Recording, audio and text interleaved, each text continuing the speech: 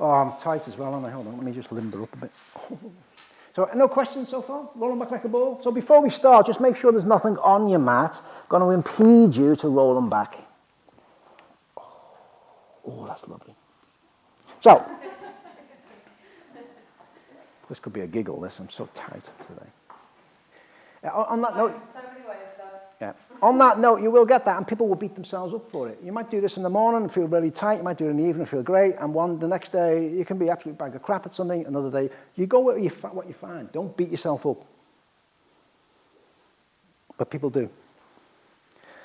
Gardening, we find awareness. Not people being gardening. Oh, I can't move. They won't blame the gardening. This is and again, I'm saying this here, both as a story and it is relevant because you will come across it. So let's say it's been winter, coming into spring, and they haven't been doing any gardening since whenever, and they spend 8 hours in the garden digging. But it won't be that 8 hours that they're not. Imagine if you do any exercise for 8 hours, you're going to ache and be in pain. They won't blame the gardening. They'll blame whatever you did the day before in Pilates. We've had it so many times, and you analyse. You just want look at it. You've been doing Pilates for whatever. Nothing's changed with the Pilates, really. You did 8 hours in the digging in the garden and you're blaming the rollover or whatever the hell it was. You will get it. Anyway. Oh, sorry, that was one of my questions about what I was going to ask point today. Go on. The difference between muscle stiffness and muscle fatigue. So people complain of having when they go to bed, that a pain in their back will develop over the day. Yeah. And they've got back pain and that. Some other people might complain of, I wake up in the morning, I can't move, I've got pain there. What's really going on? It depends. This is a bit of a circular thing because it depends on what is going on.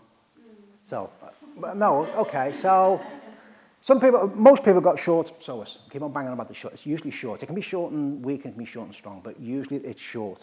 So the position they'd like to be in, because it's easier for that muscle, it's painful. Remember, your job of your brain is to move you away from pain and discomfort. So one of your jobs of your brain is to move you away from pain and discomfort. Is why we get faulty muscle recruitment. So when people are lying down or when they're sitting down, they're in that position.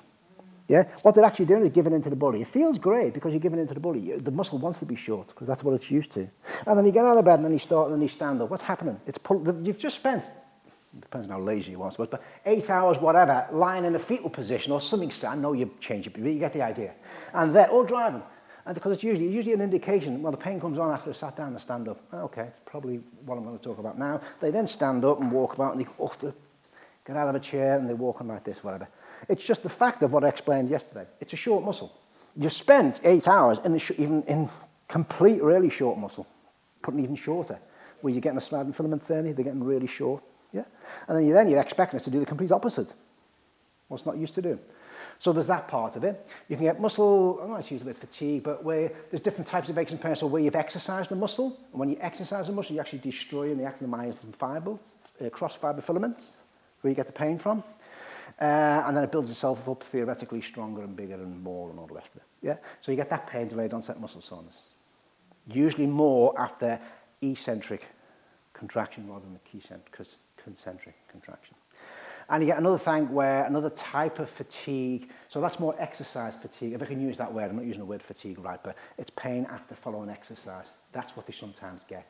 The example I was given is, that's what they were experiencing after doing the 8 hours in the garden. It's like DOMS, basically, because they're not used to it. Or another reason it can be, I'm just using garden as an example, they're in the hip flex position because they're down here digging all the weeds or doing whatever they're doing, or the hoeing or what, but they're usually in a shortened hip flexor position.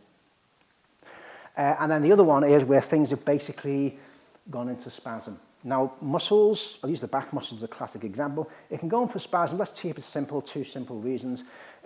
One is your brain doesn't like the movement you're doing for whatever reason. It might be because some of your muscles are fatigued because you've exercised them, and then you've done something simple. The worst I've ever done my back in was lifting a lettuce up. Now, at that time, many, many years ago, I was into powerlifting.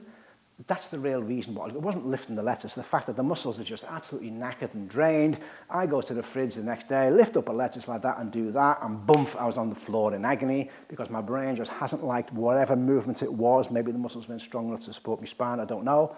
And it puts muscles into spasm. In other words, there can be no real damage done, but your brain is wanting to protect you and put the muscle into spasm.